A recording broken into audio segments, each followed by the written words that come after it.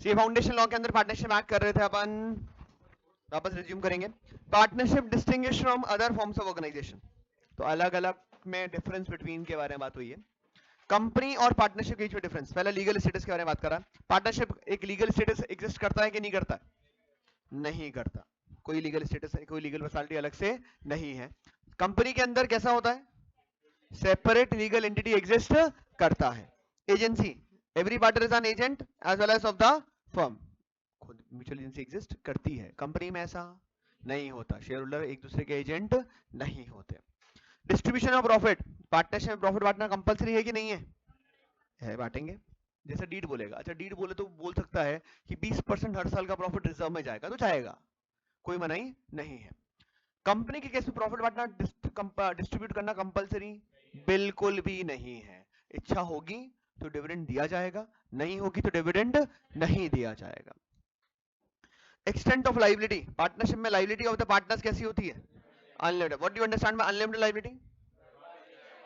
घर के 3 टापड़े बेचकर पैसे वसूल करे जा सकते हैं, मतलब personal assets of partners can be used to repay the firm's डेब्ट। अरे ओके है ना एवरीवन? अरे एवरीवन, बढ़िया। तो पर्सनल असेट पार्टनर के जो है वो इस्तेमाल किए जा सकते हैं, किसके लिए किए जा सकते हैं? फर्म के डेब्ट को रीपे करने के लिए।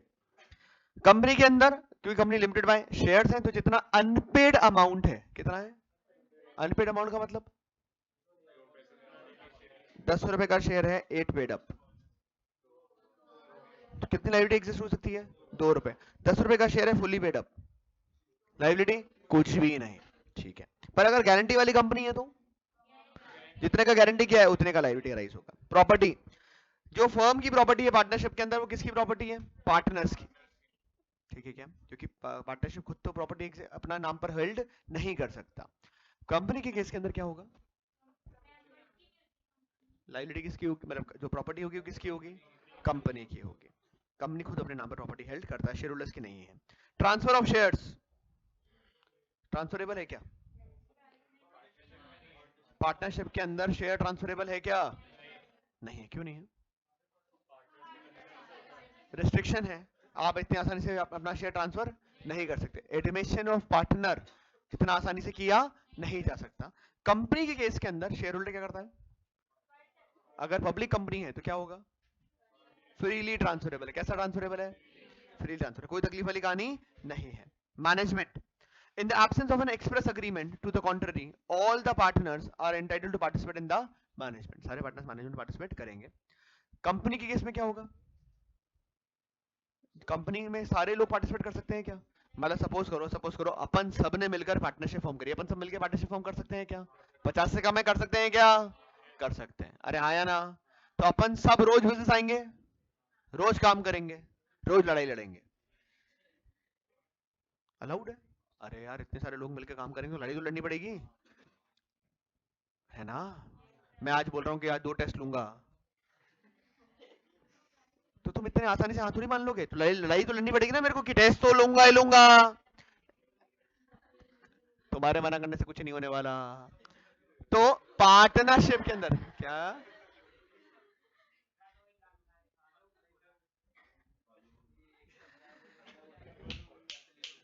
तो पार्टनरशिप में हर पार्टनर रोज बिजनेस में आकर पार्टिसिपेट करता है।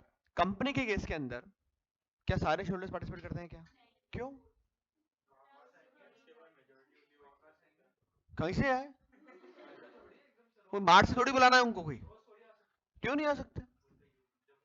हाँ तो आ, तेरी इच्छा, उसकी इच्छा होनी चाहिए। अच्छा उसकी इच्छा है रोज आने की, उसकी इच्छा है बोले जम्मू कश्मीर से मैं तो अजमेर शिफ्ट होऊंगा, रोज ऑफिस आऊंगा काम करने, अरे उसकी इच्छा है यार, तो उसकी इच्छा है, आने की इच्छा है। चलो मैंने रिलायंस इंडिया लिमिटेड का शेयर खरीद लिया, आई होप यू नो आरआईएल। मैंने आरआईएल का क्या कर लिया? शेयर परचेज कर लिया, कर सकता हूं। जैसे ही मैंने शेयर परचेज कर लिया मैं क्या बन गया? शेयर होल्डर, एक शेयर, ठीक है। तो अब मैं जाऊंगा ऑफिस, हाँ, खास तो जिगरी। तो मैं जाऊंगा ऑफिस, मैं जाऊंगा, बोला बेटा भाई आप हटो, गद्दी पे बैठेगा, मैं डिसाइड करूंगा कितना डिविडेंड बांटना है, जियो का टैरिफ क्या रखना है, 4G फ्री में करना है, 5G फ्री में करना है कि नहीं करना है, मैं डिसाइड करूंगा। कर सकता हूँ क्या? मेरी इच्छा पूरी है। क्यों? 2 ले ले यार।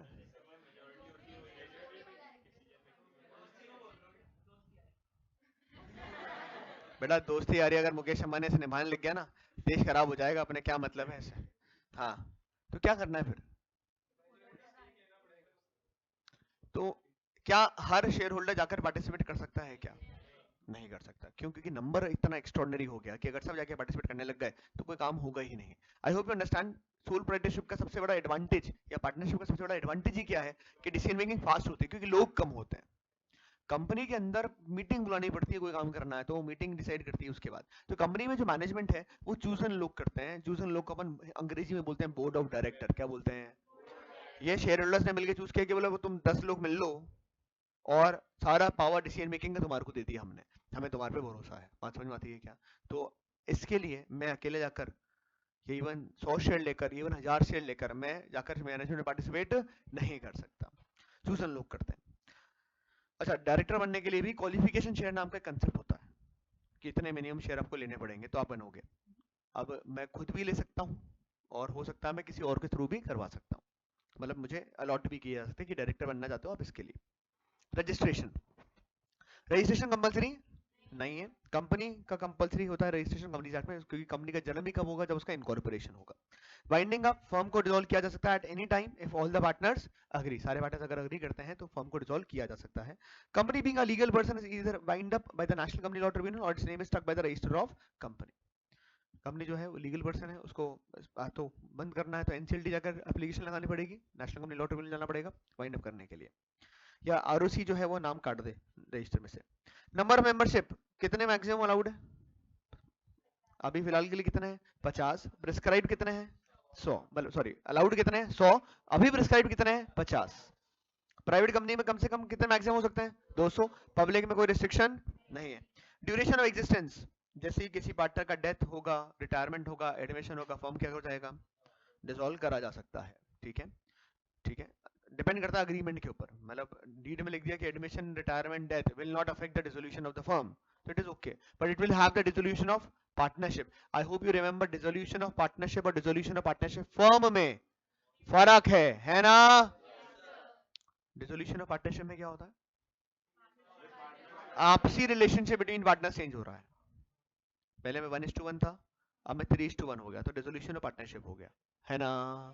पर किसी पार्टनर को अब बिजनेस ही कैरी ऑन नहीं करवाना है, दुकान ही बंद करनी है, शटर लगवाना है, बिजनेस खत्म करना है, तो क्या होगा? डिसोल्यूशन ऑफ पार्टनरशिप फर्म हो जाएगा। कंपनी एंजॉयज अ परपेचुअल सक्सेशन। कंपनी में कैसा होता है? परपेचुअल है, मेंबर्स में कम, मेंबर्स में go, but the company goes on forever. Partnership और क्लब के बीच में डिफरेंस लिखा हुआ है। डेफिनेशन है, it is an association of person formed for earning profit from a business carried by all और any of them acting for all. ठीक है, क्लब के अंदर एक एसोसिएशन बनाया लोगों ने अपने खुद के ऑब्जेक्टिव को प्रमोट करने के लिए, कोई सोशल बेनिफिशियल पर्पस को प्रमोट करने के लिए। यहाँ प्रॉफिट अर्न करना ऑब्जेक्टिव नहीं है। कोई क्लब का एग्जांपल दोगे? अच्छा ठीक है, अजमेर क्लब। कितने अपने यहाँ पे लोग ऐसे हैं जो फ्लैट्स में रहते हैं? फ्लैट फ्लैट फ्लैट सिस्टम में रहता है। हाउसिंग सोसाइटी, आपके फ्लैट के जहाँ भी बिल्डिंग है उसकी सोसाइटी बनी हुई होगी, तो नीचे एक रूम वूम बना हुआ होगा जहाँ गेम वेम खेल लेते होंगे, तो वो क्या है? क्लब। अरे तारक मेहता देखा? Tarak Mehta, club house. हाँ, तो वो क्लब हाउस, मतलब क्लब नहीं, क्लब हाउस वो जगह हो गई जहाँ रिक्रिएशनल एक्टिविटी हो गई। वो आया, मैं आत्माराम तुकाराम भिड़े, तो वो गोकुलधाम सोसाइटी का 1 किलोमीटर सेक्रेटरी, वो इतने साल से चल रहा है, वो सेक्रेटरी किसका है? वो क्लब का सेक्रेटरी बना रखा है। तो जो पर्टिकुलर कुछ ग्रुप ऑफ पीपल को ऑब्जेक्टिव को, सोशल बेनिफिशियल पर्पस को प्रमोट करने के लिए बनाया गया, that is club, generally recreational activity के लिए। रिलेशनशिप के अंदर यहाँ पार्टनर्स आपस में क्या कहलाते हैं? पार्टनर। क्लब के अंदर जो लोग हैं वो क्या कहलाएंगे? क्लब के member. Interest in the property, partner का इंटरेस्ट होता है प्रॉपर्टी के अंदर। क्लब के प्रॉपर्टी में मेंबर का कोई इंटरेस्ट इन्वॉल्व नहीं है। अजमेर क्लब है, एग्जाम्पल क्लब का ही हुआ। लायंस क्लब है, क्लब का एग्जाम्पल हुआ। जो प्रॉपर्टी है वो अजमेर क्लब की है, इसका उसके मेंबर से कोई लेना नहीं। बोला अगर आपने मेंबरशिप है अजमेर क्लब की, किसी के पास है क्या? Very good. तो अपन जाकर बोल सकते हैं कि ये चेयर और टेबल हमारी? नहीं, सिर्फ क्लब में मेंबरशिप है तो खाली क्या राइट है? क्लब के बेनिफिट्स को एंजॉय करने का राइट है, दैट्स इट। इसके अलावा कोई राइट नहीं है, प्रॉपर्टी में कोई इंटरेस्ट नहीं है। Dissolution, a change in the partners of the firm affects its existence. तो उसका एग्जिस्टेंस अफेक्ट करेगा। Change in membership of club does not affect its existence. Member आए मेंबर जाए उससे कोई फर्क पड़ने वाला नहीं है क्लब के ऊपर। पार्टनरशिप और एचयूएफ के बीच में डिफरेंस है। Mode of creation partnership agreement से ही क्रिएट होगी, जॉइंट हिंदू फैमिली स्टेटस से, बर्थ से हो जाएगा। देखो एचयूएफ के अंदर एक जोरदार कहानी ऐसी है, अगर मान लो अपन सबका मिलकर एक एचयूएफ है और एक नए सदस्य का जन्म होता है, तो अपना शेयर क्या हो जाएगा, कम हो जाएगा, तो दुखी होने वाली कहानी है। बड़ा ही बेशरम आदमी है। और अगर किसी आदमी की मृत्यु हो जाती है तो अपना शेयर क्या हो जाएगा,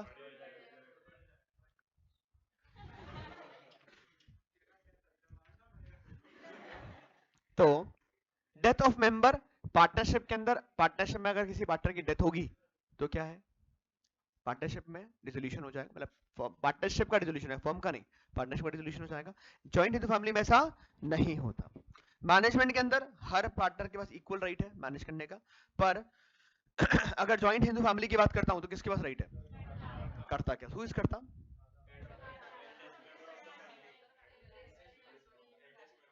eldest member of the, male member की फीमेल मेंबर, दोनों लड़कों, इक्वालिटी की बात है। किसी समय पर जब हिंदू एक्ट था तो वहां पे डेफिनेशन के अंदर सिर्फ मेल मेंबर को ही कर्ता बनना परमिसिबल था। हिंदू एक्ट में अमेंडमेंट आया और girls have equal power, equal right in everything, तो eldest female member can also be karta. ठीक है क्या, अरे ओके है क्या, तो दादा भी करता हो सकते हैं, दादी भी करता हो सकती है, ठीक है ना, पर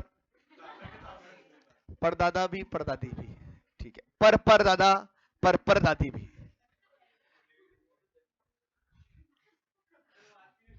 क्या,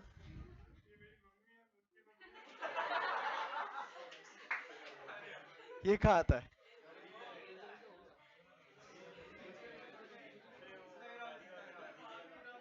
अच्छा मुझे क्या पता।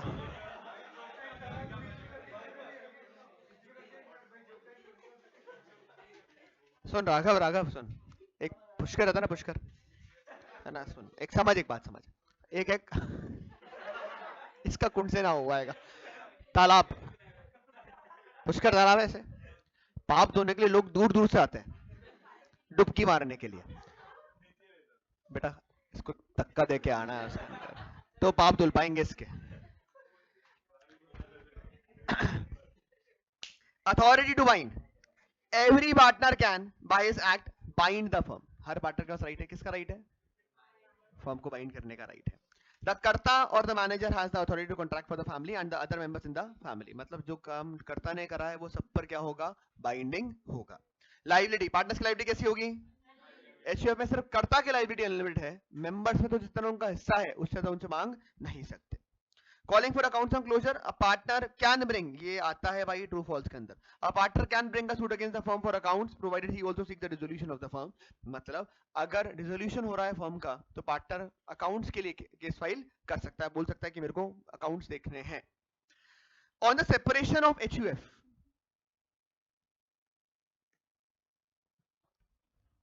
बट रहा है, अगर HUF, a member is not entitled to ask for accounts of the family business, उसके पास अधिकार नहीं है मांगने का, जो कर्ता ने फाइनल करके दिया वो मानना पड़ेगा।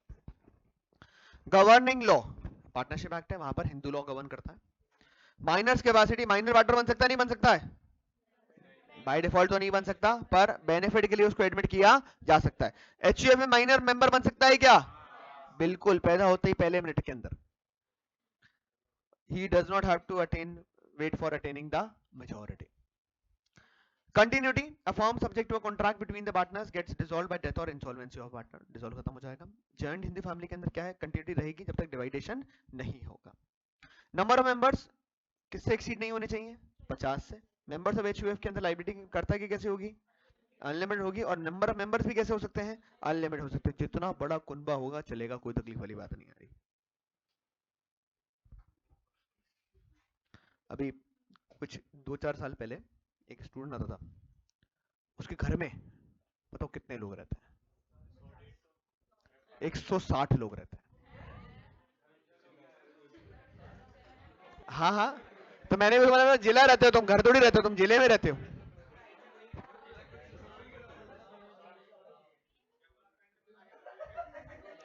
One six zero. हाँ हाँ। अरे तो भाई तुम्हारे यहाँ पर भी हो सकता है। इट समथिंग लाइक दादाजी हैं, दादाजी के चार पांच भाई। हाँ हाँ, तो दादाजी के बाद पापा वगैरह हो गए, चार पांच भाई। और उसके बाद second third generation fourth generation आ गई, सब जीवित हैं, सब एक साथ रह रहे हैं। तो ठीक है, हो सकता है, कोई बहुत बड़ी कहानी थोड़ी आ गई।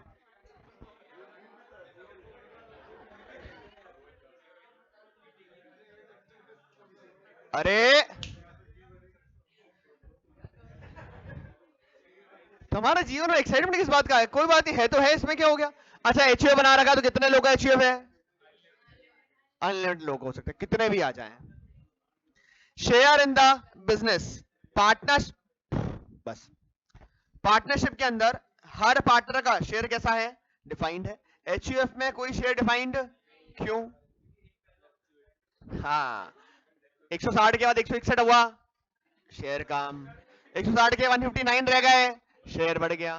ठीक है, तो enlarged by death, diminished by birth। Partnership versus को ओनरशिप और जॉइंट ओनरशिप। पार्टनरशिप के अंदर एक कॉन्ट्रैक्ट होगा, को ओनरशिप के अंदर अग्रीमेंट हो सकता है और ऑपरेशन ऑफ लॉ से भी हो सकता है, इनहेरिटेंस से। मतलब अपन सब लोग अपने पिताजी माताजी के जो जायदाद होगी उनके वारिस बनेंगे। उसको कॉन्फिडेंस बहुत है, बाकी लोग की आवाज ही नहीं आई। मतलब हो सकता है बाकी को मम्मी पापा ने बोल रखा हो तेरे को जायदाद में एक हिस्सा देकर नहीं जाऊंगा, ऐसा हो सकता है। कितने लोग को बोला है ऐसा? बोला ऐसा? तो भी तेरे को कॉन्फिडेंस है कि मैं मेरे को मिलेगा। अरे बेटा, समय समय की बात है। तो बाय डिफॉल्ट, अरे सुन लो रे, तुम आपस में खेल लो पहले, फिर अपन बाद में बात कर लेंगे। तो बाय डिफॉल्ट पार्टनरशिप फॉर्म करने के लिए तो कॉन्ट्रैक्ट अग्रीमेंट चाहिए चाहिए, पर को ओनरशिप के लिए अग्रीमेंट, अगर अपन मैंने और धीरज ने मिलकर बिल्डिंग करी तो हमने एक अग्रीमेंट किया था, पर इनहेरिटेंस के अंदर मिल रहा तो वहां पे कोई अग्रीमेंट की जरूरत नहीं होती। Implied agency, partner is the agent of the partner, a co-owner is not the agent of other co-owner। ठीक है। Nature, community of interest involve है, प्रॉफिट लॉस शेयर करेंगे। को ओनरशिप के अंदर सिर्फ और सिर्फ उस प्रॉपर्टी के अंदर हिस्सा इन्वॉल्व है, इसके अलावा कोई दूसरा इंटरेस्ट इन्वॉल्व नहीं होता। ट्रांसफर ऑफ इंटरेस्ट, पार्टनरशिप के अंदर जो शेयर है वो इजीली ट्रांसफरेबल नहीं है, को ओनरशिप के अंदर इजीली ट्रांसफरेबल है। पार्टनरशिप वाले पार्टनर से पूछना पड़ेगा भाई तू खरीदता था क्या, पहले तू बता, तेरा हिस्से तेरा अधिकार है। नहीं बोलता है तो अपन आगे किसी और को दे सकते हैं। कंपनी के ओनरशिप के केस में क्या होता है, अपना को ओनर जो है अपना हिस्सा बेच दे और मैटर खत्म हो जाए। अरे अभी आईपीएल आने वाला है, देखते हैं क्या आईपीएल? कितने लोग देखते हैं? चलो ठीक है, रीजनेबल लोग हैं। तो आईपीएल में एक टीम हुआ करती थी, किंग्स 11 पंजाब, अभी भी मतलब हाँ है, हाँ हाँ है। कौन ओनर है उसके? हाँ, प्रीति जिंटा के पास है ना, मतलब फ्रैक्शनल शेयर होंगे, वो टीवी पे आती देखती इसलिए तो प्रीति जिंटा थोड़ी हो गई खाली सिर्फ, तो उसके अलावा बहुत सारे और भी है। सिमिलरली राजस्थान रॉयल्स, अच्छा उसमें एक नेस बढ़िया भी हुआ करता था, अब तो नहीं है। ठीक है, इसके अलावा राजस्थान रॉयल्स के कौन है? अब चुप। तो राजस्थान रॉयल्स की ओनरशिप किसके पास है आपके हिसाब से, किसके पास है? कौन को ओनर है? शिल्पा शेट्टी, देखा होगा तुमने शिल्पा शेट्टी को।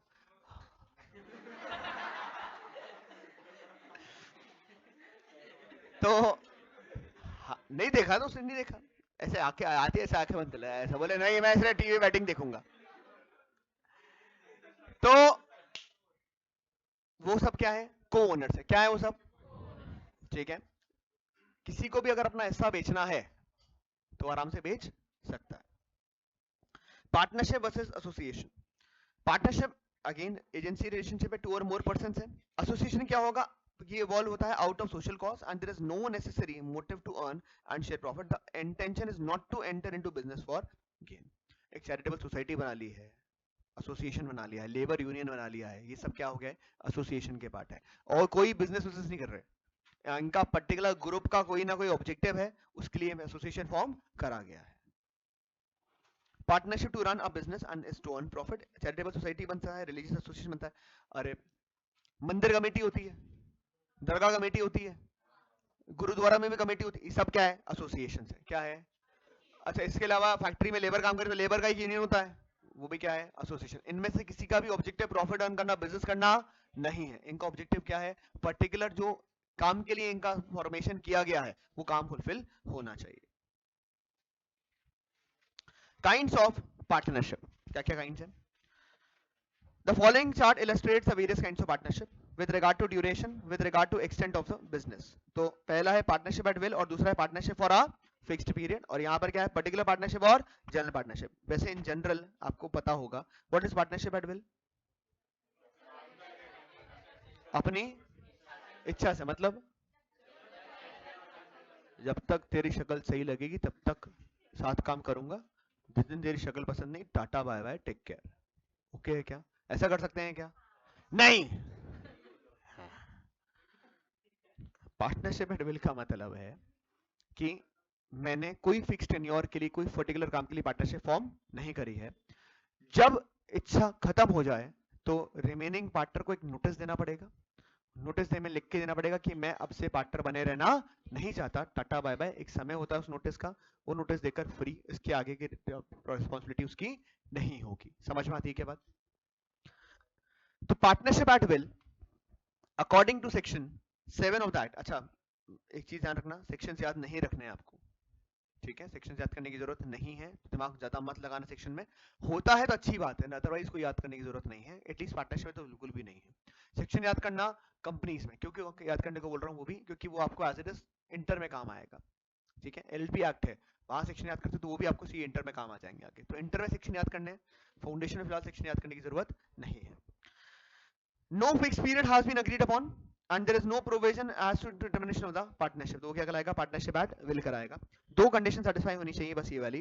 Before a partnership can be regarded as a partnership will, but when there is an agreement between the partners either for the duration of the partnership or for the determination of the partnership is not partnership at will, वो partnership will नहीं कहलाएगा। Where a partnership entered into for a fixed term is continued after the expiry of such term, it is treated as having become partnership at will। मतलब मैंने और चिराग ने मिलकर 3 साल के लिए पार्टनरशिप फॉर्म करी थी, कितने साल के लिए, 3 साल खत्म हो गए, पार्टनरशिप भी खत्म हो गई। A partnership at will may be dissolved by any partner by giving notice in writing to all the other parties of his intention to dissolve the same. Partnership for a fixed period, fixed period मतलब particular time period के लिए, 2 साल खत्म, partnership भी खत्म।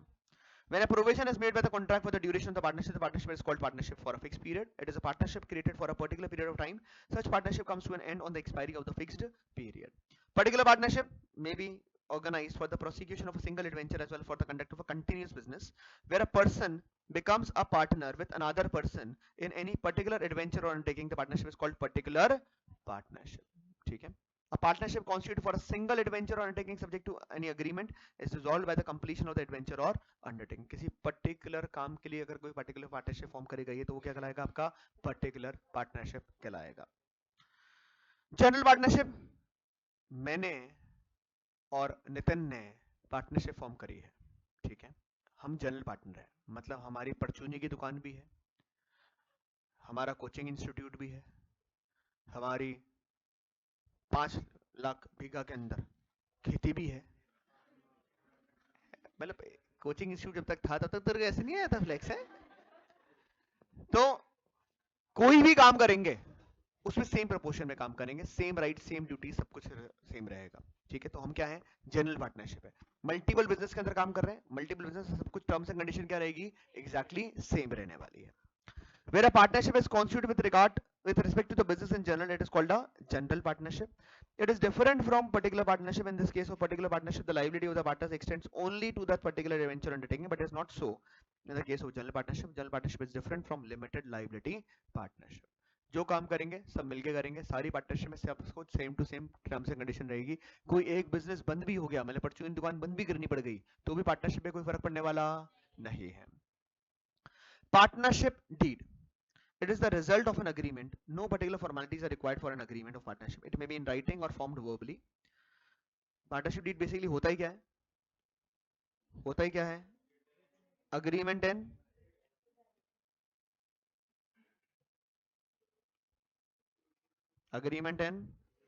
writing.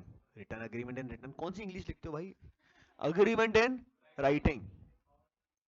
अच्छा एक चीज और ध्यान रखना, आप अपने मन की बातें कर सकते हो लॉ के पेपर में अगर आपकी अंग्रेजी सही है।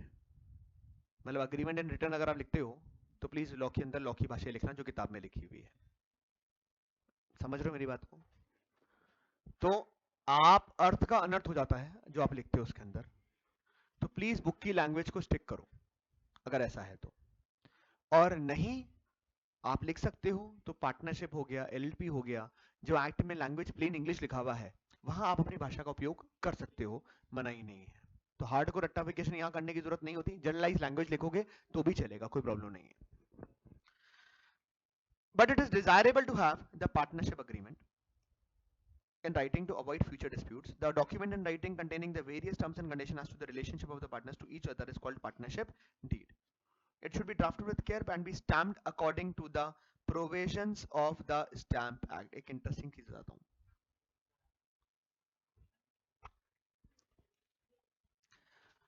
जो कोविड के अंदर जब टर्म 1 टर्म 2 हुआ था, क्लास 12 अकाउंट्स, आप कौन सी क्लास में थे उस समय? तो आपका भी टर्म 1 टर्म 2 था, है ना? 2022 बोर्ड, 2022 बोर्ड, ठीक है। तो सीबीएसई क्लास 2022 बोर्ड के अंदर जब एमसीक्यू बेसिस था, तब एमसीक्यू बेसिस के अंदर क्वेश्चन आया है टर्म 1 के एमसीक्यू के अंदर, same the partnership deed is drafted and stamped as per dash act. अभी आप अपनी किताब आज भी जो क्लास 12 के अंदर आप में से अगर आप देखोगे, आप पढ़कर आए हो अगर, तो उसमें कहीं इस बारे में बात नहीं लिखी हुई। हालांकि जो एनसीईआरटी है उसमें ये लाइन लिखी हुई है, पर कभी किसी ने तवज्जो दी नहीं उस बात को। और अपन क्लास 12 अकाउंट्स में एनसीईआरटी कभी खोले ही नहीं आज तक। ये 1 नंबर का क्वेश्चन आया है एमसीक्यू के अंदर। नेचुरल सी बात है, आपको अगर ये पढ़ा हुआ नहीं होगा तो आप आंसर क्या लिख कर आने वाले हो? As per the Indian partnership act 1932। किसी का ज्यादा दिमाग चल जाए तो कंपनीज एक्ट 2013, क्योंकि इसके आगे तो आपने एक्ट ही नाम नहीं सुने क्लास 12 के अंदर। पर जो बच्चा along with CA foundation class 12 कर रहा था उसने ये पढ़ा था, तो उसने पढ़ा हुआ है तो उसको आता था। दुनिया में, आज से ध्यान रखना, दुनिया में कोई सा भी अगर इंडिया के अंदर, दुनिया मतलब इंडिया के अंदर कोई सा भी अगर फॉर्मल एग्रीमेंट बन रहा है तो हमेशा स्टैंपिंग होती है। स्टैंपिंग मतलब वो जो स्टैंप ड्यूटी लग रही है, टैक्स जो पे करना पड़ता है आपको, वो हमेशा कैसे डिटरमाइन होती है? स्टैंप एक्ट 1899 से डिफाइन होती है। समझ में आती है क्या बात सब लोगों को? Where the partnership comprises immovable property, the instrument of partnership must be in writing, stamped and registered under the Registration Act. This is very important. ये कंपल्शन कर दिया है, मतलब अगर पार्टनरशिप के अंदर इमूवेबल प्रॉपर्टी है तो पार्टनरशिप डीड होना कंपल्सरी है। लिख लो साइड में कहीं पर, इंपॉर्टेंट मार्क कर लो। अगर पार्टनरशिप में इमूवेबल प्रॉपर्टी है तो उसका रजिस्ट्रेशन होना कंपल्सरी है, डीड को राइटिंग स्टैम्प कराना जरूरी है। थोड़ा सा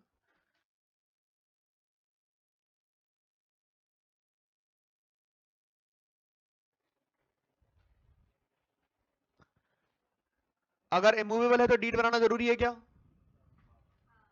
अरे अगर इमूवेबल प्रॉपर्टी इन्वॉल्व है पार्टनरशिप के अंदर तो डीड बनाना जरूरी है क्या? है। और क्या जरूरी है? रजिस्ट्रेशन कराना भी उसका जरूरी है। किसका? डीड का। डीड को स्टैम्प भी कराना जरूरी है। पार्टनरशिप डीड में कंटेन द फॉलोइंग इन्फॉर्मेशन। क्या क्या होना चाहिए?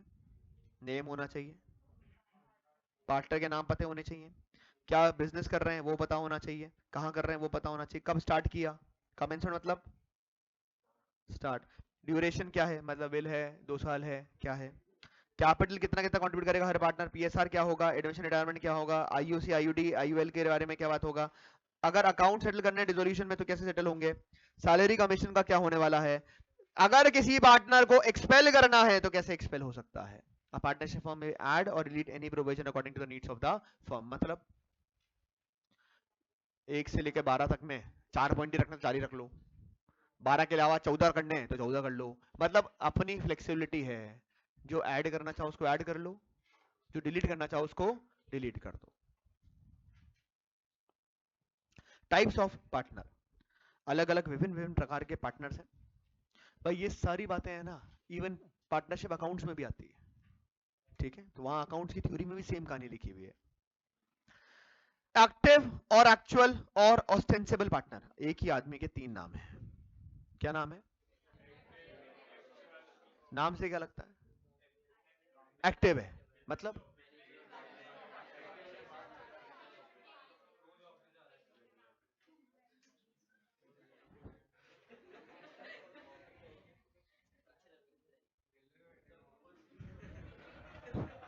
रोज गले में बैठता है। फिर वो कृष्णा बताएगा फिर कैसे निकालने, कैसे गले से। अच्छा राघव बताए।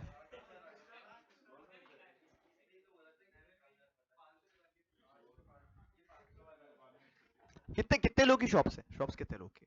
और बैठे मतलब शॉप पर बैठे भी है, संभाले मतलब ऐसा गद्दी पे बैठकर फील लिया है मतलब, कितने लोगों ने किया है मतलब ऐसा? Very nice. कितने लोगों ने गले में से पैसे निकाले हैं? अच्छा रेगुलर बेसिस बैठने वाले कौन है? रेगुलर बेसिस बैठने वाले वही करते हैं ऐसा। कभी कभार वाले तो पकड़ में आ जाएंगे। रेगुलर बेसिस पे बैठते हैं, गए हैं, कितने निकाले? निकालने के बाद बताया वो अलग कारण है, मैं निकालने से बताने से पहले निकाल लिए ऐसा है। और उसमें से कितनी बार बताया मतलब, ईमानदारी से बताना मतलब। हिसाब नहीं मिल रहा है? अच्छा बाबा मैंने 200 रुपए लिए थे और मिल जाए तो फिर हिसाब, क्या पता, मुझे क्या पता। ये देखो कोई वर्कर लेके आओ, बेचारे की नौकरी खाने को तैयार है ये। बेटा तेरे 100-200 के चक्कर में एक के घर खराब हो जाएगा मतलब, तू समझ, थोड़ा शर्म कर। पापा को बता के आना ये नालायक है, लोग तो सही है घर पर।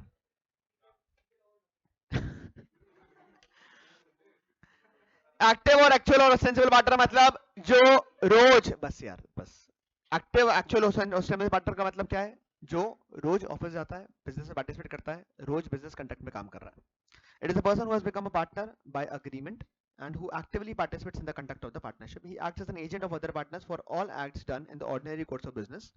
In the event of his retirement, he must give a public notice in order to absolve himself of liabilities for acts of other partner done after his retirement. मतलब अगर इसको टाटा बाय बाय करना, रिटायर होना है तो क्या देना पड़ता है? एक पब्लिक नोटिस देना पड़ता है। ये बड़ा इंपॉर्टेंट कंसेप्ट है, ठीक है। स्लीपिंग और डॉर्मेंट पार्टनर, नाम से क्या लगता है? सोया हुआ। Very good. मैनेजमेंट में पार्टिसिपेट नहीं करता। दीन दुनिया को इसके एग्जिस्टेंस के बारे में पता नहीं है। साइड में लिख लो, general public does not know that he is a partner. लिखो साइड में, general public does not know that he is a partner. General public को इसके बारे में पता नहीं है।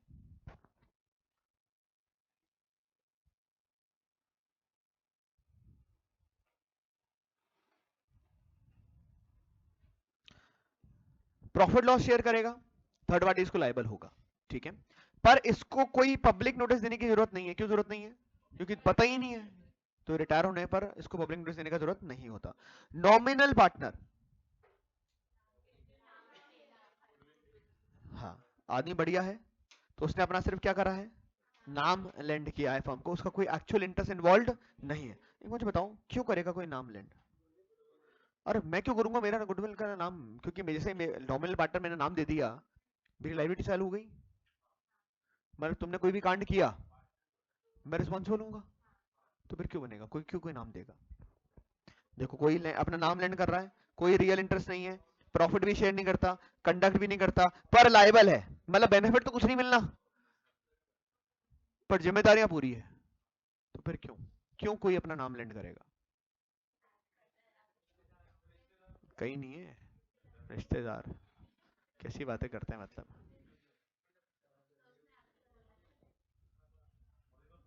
अभी दीक्षांत है ना? दीक्षांत ने पार्टनरशिप बिजनेस चालू किया, ठीक है। अब इसके तो